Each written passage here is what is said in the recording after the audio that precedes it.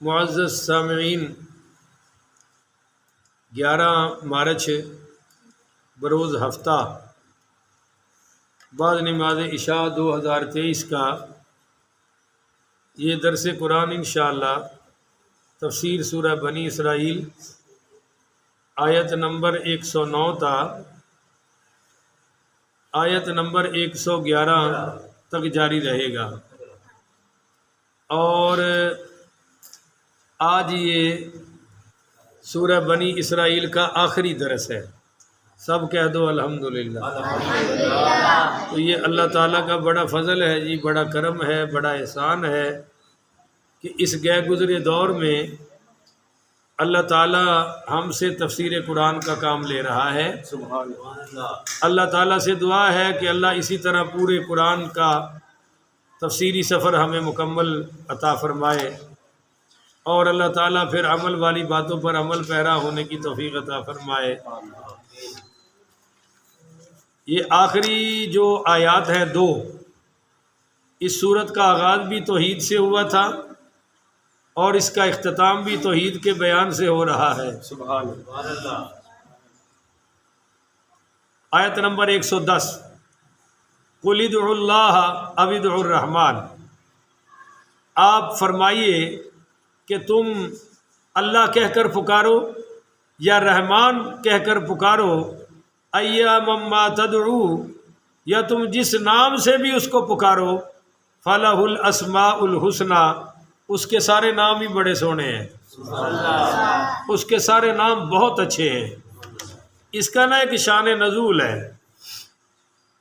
حضرت ابن عباس رضی اللہ تعالی عنہما بیان کرتے ہیں کہ رسول پاک شاہ الاولاق صلی اللہ علیہ وآلہ وسلم تہجد کی نماز پڑھ رہے تھے، اور آپ سجدے میں کہہ رہے تھے یا رحمان یا رحیم۔ تو مشرکین نے کہا کہ سیدنا محمد صلی اللہ علیہ وآلہ وسلم لوگوں کو کہتا ہے کہ صرف ایک خدا کو پکارو، اور اب دو معبودوں کو پکار رہا ہے، کہہ رہا ہے رحمان رحیم۔ انہوں نے کہا یہ دو علیحدہ علیحدہ ہے۔ اس پر انہوں نے چھوڑ ڈال دیا، اللہ اور رحمان ہم تو صرف یمامہ کے رحمان کو جانتے ہیں، اس سے مراد اس کی مسیلمہ تھی۔ تو تب یہ آیت نازل ہوئی کہ قُلِ ادْعُوا اللَّهَ أَوِ ادْعُوا الرَّحْمَٰنَ، کہ تم اللہ کو پکارو اللہ کہہ کر یا رحمان کہہ کر، ایّامًا تدعو فَلَهُ الْأَسْمَاءُ الْحُسْنَى، یا اس کے کسی بھی نام سے پکارو اس کے سارے نام ہی سونے ہیں۔ تو دوسرا اس کا شان نزول، حضرت محمود بن مہران رضی اللہ تعالیٰ عنہ نے کہا کہ نبی کریم صلی اللہ علیہ وآلہ وسلم وحی کے ابتدائی ایام میں لکھتے تھے بسمک اللہم، یعنی خط سے یہ پہلے لکھتے تھے، خط شروع کرتے، حتیٰ کہ آیت نازل ہوئی سورہ نمل کی، انہ من سلیمان و انہ بسم اللہ الرحمن الرحیم۔ یہ سورہ نمل کی آیت نمبر 30 ہے جو میں نے ابھی پڑھی ہے۔ تو پھر حضور صلی اللہ علیہ وسلم نے بسم اللہ الرحمن الرحیم لکھنا شروع کر دیا۔ تو تب مشرکین نے کہا رحیم کو تو ہم پہچانتے ہیں، یہ رحمان کون ہے؟ تب یہ آیت اتری کہ قُلِ ادْعُوا اللَّهَ أَوِ ادْعُوا الرَّحْمَٰنَ۔ نمبر 3، ضحاک رحمۃ اللہ علیہ نے بیان کیا کہ اہل کتاب نے رسول پاک صلی اللہ علیہ وآلہ وسلم سے کہا کہ آپ رحمان کا ذکر بہت کم کرتے ہیں، حالانکہ تورات میں اس نام کا بہت ذکر ہے۔ تب اللہ تعالیٰ نے یہ آیت نازل فرما دی۔ اب سمجھیں، اللہ کہو تب بھی اللہ، رحمان کہو تب بھی اللہ، اور رحیم کہو تب بھی اللہ۔ اللہ کے سارے نام اچھے ہیں، پر وہ جو قرآن حدیث میں بیان ہوئے ہیں، اب کوئی اس کو اوم کہنا شروع کر دے، کوئی اس کو جناب وہ پرماتما کہنا شروع کر دے، اور کوئی اس کو گاڈ کہنا شروع کر دے، یا ہندو کچھ اور بھی نام لیتے ہیں، مجھے تو وہ یاد نہیں ہے، اب سمجھ نہیں آ رہا۔ کچھ اللہ کے لیے اور بھی لفظ بولتے ہیں، میرے اب ذہن میں نہیں ہے، تو ہم وہ نہیں بولیں گے۔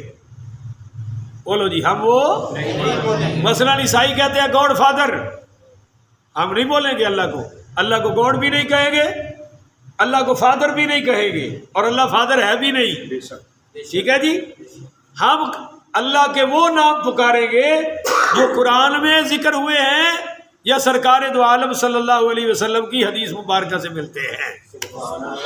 اب آپ کہیں گے خدا تو نہ قرآن میں ہے نہ حدیث میں ہے، تو تم خدا کیوں کہتے ہو؟ بھائی خدا اس لیے کہتے ہیں کہ ہمارے بڑے بڑے محدثین اور مفسرین نے استعمال کیا ہے۔ بات سمجھ آ رہی؟ اگر یہ جائز نہ ہوتا، یہ چونکہ فارسی کا لفظ ہے نا، یا یہ صحیح نہ ہوتا تو ہمارے بزرگ اس کو استعمال ہے۔ اب خدا کا معنی بزرگ و برتر، تو یہ ٹھیک ہے، ہم اس کو استعمال کریں گے۔ آگے فرمایا جی وَلَا تَجْهَرْ بِصَلَاتِكَ، آپ نماز میں بہت بلند آواز سے قرآن نہ پڑھیں، وَلَا تُخَافِتْ بِهَا، اور نہ ہی بہت آہستہ پڑھیں۔ 3 نمازوں میں قرآن اونچی پڑھا جاتا ہے نا جی، ایک ہے فجر کی، ایک مغرب کی، اور ایک ہے زور اثر میں تو اونچی قرات ہے ہی نہیں، لہذا وہاں تو آہستہ سنت ہے۔ مگر یہ جو نماز میں بہت اونچی حضور پڑھتے تھے تو مشرکین بڑے تان کرتے تھے، بڑے شرارتیں کرتے تھے، بڑی بڑی بھوتیاں کستے تھے، تو اللہ تعالیٰ نے حکم فرمایا کہ بھئی تھوڑا سا آہستہ پڑھ لیں، اور اتنا بھی آہستہ نہیں کہ صحابہ کرام کو بھی نہ سنے، لہذا تھوڑا سا اونچا اور اونچے میں تھوڑا سا کم۔ چنانچہ یہ لفظ سنیے وَلَا تَجْهَرْ بِصَلَاتِكَ، بہت زیادہ اونچا نہیں نماز میں، وَلَا تُخَافِتْ بِهَا، اور نہ بہت پست آواز سے، بِهَا وَابْتَغِ بَيْنَ ذَلِكَ سَبِيلًا، اور ان دونوں کے درمیان طریقہ اختیار کریں، بہت کم بھی نہیں اور بولو بہت اونچا بھی۔ اب یہاں ایک روایت آپ کو سناتا ہوں، نبی کریم پڑھیے صلی اللہ علیہ وآلہ وسلم نے دیکھا کہ تہجد کی نماز میں سیدنا ابو بکر صدیق پاک رضی اللہ تعالیٰ عنہ آہستہ قرات فرما رہے ہیں، اور سیدنا عمر فاروق پاک رضی اللہ تعالیٰ عنہ بہت اونچی پڑھ رہے ہیں۔ تو آپ نے نماز کے بعد فجر کے بعد پوچھا ابو بکر آپ اتنی آہستہ کیوں پڑھ رہے تھے؟ تو سیدنا صدیق اکبر رضی اللہ تعالیٰ عنہ نے عرض کی یا رسول اللہ میں اللہ کو سنا رہا تھا، اور اللہ آہستہ بھی سنتا ہے۔ جیسے نفلوں کی نماز میں تہجد کے وقت کوئی قرآن اونچی بھی پڑھ لے تو کوئی حرج کی بات ہے، آہستہ پڑھے تب بھی ٹھیک ہے، نفلوں میں، سنتوں میں نہیں بھائی۔ حضرت عمر پاک رضی اللہ تعالیٰ عنہ سے حضور پاک نے پوچھا عمر آپ بہت آہستہ چھوڑ کر بہت اونچی تلاوت کر رہے تھے، کیا وجہ؟ کہا یا رسول اللہ میں اپنی تلاوت سے شیطان کو بھگا رہا تھا اور سوتوں کو جگا رہا تھا، سونے والوں کو جگا رہا ہوں، شیطان کو بھگا رہا ہوں۔ آپ نے فرمایا ابو بکر آپ تھوڑا اونچا پڑھا کرو، اور عمر آپ تھوڑا سا آہستہ کر لو۔ یہ ہے بِهَا وَابْتَغِ بَيْنَ ذَلِكَ سَبِيلًا، کہ درمیان والی آواز ہونی چاہیے۔ تو اگر ہمارے یہ جو سپیکر چلتے ہیں فجر میں، مغرب میں، عشاء میں، آبادی کو تکلیف ہوتی ہو تو ہمیں سپیکر بند کرنا جائز ہے۔ بولو ہمیں سپیکر بند کرنا، یہ دلیل نہیں بنتی مولوی صاحب کی کہ شادی میں ڈھول کی آواز سے تمہیں کچھ نہیں ہوتا، گانوں کی آواز سے تمہیں کچھ نہیں ہوتا، قرآن ہی ہے جڑا تمہیں لڑ جاتا ہے۔ تو مولوی صاحب انتہا پسندی کا مقابلہ انتہا پسندی، غلطی کا جواب غلطی، کہ وہ غلطی کرے تو میری غلطی ٹھیک ہو گئی ہے، اب وہ ڈانس کر رہے ہیں تو ہمارے لیے ڈانس حلال ہو جائے گا، وہ غلطی ہے تو یہ بھی غلطی ہے، وہ نہیں رکتی یہ تو روکو۔ تو تکلیف دینا کسی بھی صورت میں لاؤڈ اسپیکر سے ہو یا اس اسپیکر سے ہو یہ جائز ہے نہیں ہے، اور یہی اسپیکر کا مس یوز ہوتا ہے۔ آگے جی آیت نمبر 111 وَقُلِ الْحَمْدُ لِلَّهِ الَّذِي، آپ کہیے کہ تمام تعریفیں اللہ کے لیے ہے، لَمْ يَتَّخِذْ وَلَدًا، اس نے اپنی کوئی اولاد نہیں بنائی۔ بولو جی اس نے کوئی اولاد ہے؟ اب جو اولاد ہوگی وہ تو جز ہوتی ہے نا اولاد باپ کا، تو اللہ کا جز تو کوئی ہو سکتا نہیں، اللہ جز سے پاک ہے۔ اب اللہ کا بیٹا بھی تو اللہ کی طرح قدیم ہوگا، اللہ کی طرح ازلی ابدی ہوگا، تو یہ ہو سکتا نہیں، ازلی ابدی قدیم صرف اللہ کی ذات ہے، اس لیے اس کا بیٹا کوئی نہیں۔ وَلَمْ يَكُنْ لَهُ شَرِيكٌ فِي الْمُلْكِ، اور اس کی ملک میں سلطنت میں بولو اس کا کوئی شریک ہے؟ یہ نہیں ہے کہ جی فلاں پیر صاحب نے روحاں دا تھیلا پھڑیا تے ماری چنڈ اسرائیل نو سارا قبرستان کھڑا کرتا۔ الو کے پٹھو تم کس دور میں پھرتے ہو؟ کیوں ایسی غلط مرسلت باتیں کر کے اللہ کو کمزور ثابت کر رہے ہو اور کسی پیر کو اور ولی کو طاقتور ثابت کر رہے ہو؟ اللہ اپنے معاملات میں وحدہ لا شریک ہے، جس کو وہ مارے کوئی زندہ نہیں کر سکتا، جس کو وہ زندہ کرے کوئی مار سکتا۔ اللہ اللہ ہے، اللہ کو سمجھو، اللہ مجبوریوں سے پاک ہے، اللہ کو کوئی ایموشنل بلیک میل نہیں کر سکتا، اور اللہ کو کوئی ڈرا دھمکا بھی نہیں سمجھتا۔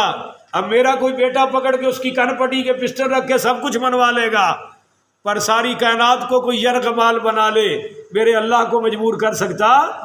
یہ غلط سلط باتیں اصل میں یہ وہ مولوی کرتے ہیں جن کو قرآن حدیث کی تعلیم نہیں ہے، وہ خود بھی گمراہ ہیں، لوگوں کو بھی گمراہ کر رہے ہیں۔ جی وہ جی بیت اللہ غائب ہو گیا، بھائی کدھر گیا؟ وہ جی بی بی رابعہ بصریہ کا استقبال کرنے چلا گیا۔ چلو بھائی حضور تو رو رہے ہیں ہجرت کرتے ہوئے، کبھی آگے دیکھ رہے ہیں کبھی پیچھے، اور فرماتے ہیں بیت اللہ تجھے چھوڑ کے جانے کو دل نہیں کرتا تھا، پر تیرے یہاں رہنے والوں نے مجھے رہنے نہیں دیا، تو بیت اللہ پیچھے چل کے کیوں نہیں گیا؟ نہیں سمجھے ہو تو انہوں کوئی نہیں پلے پیری گا۔ بھائی حضور کے لیے گیا ہے نہیں، تو بی بی رابعہ بصری واسطے کیوں چلا گیا؟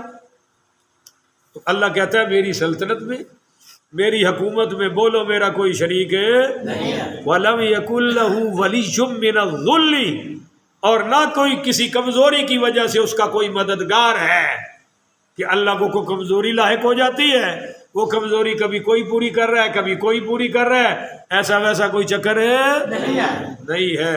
وَكَبِّرْهُ تَكْبِيرًا، آپ اس کی کبریائی بیان کرتے رہیں، وَكَبِّرْهُ تَكْبِيرًا، کہ ساری بڑائیاں کس کے لیے ہیں؟ ساری بھائی اونچائیاں کس کے لیے ہیں؟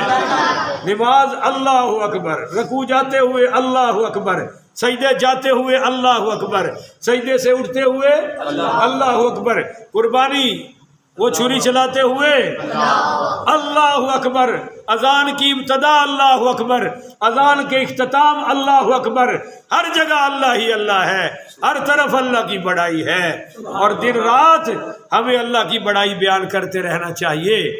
اللہ تعالیٰ اس کی توفیق عطا فرمائے۔ اور یہ آج سورہ بنی اسرائیل ہم سے جدا ہو رہی ہے، ترجمہ اور تلاوت کے لحاظ سے میرے لیے بھی بڑی سعادت کی بات ہے، آپ حضرات کے لیے بھی یہ بہت بڑی سعادت ہے۔ جن جن علماء مفسرین کے ذریعے سے مجھے تفسیر کا علم پہنچ رہا ہے، اللہ ان کی قبور کو منور فرمائے۔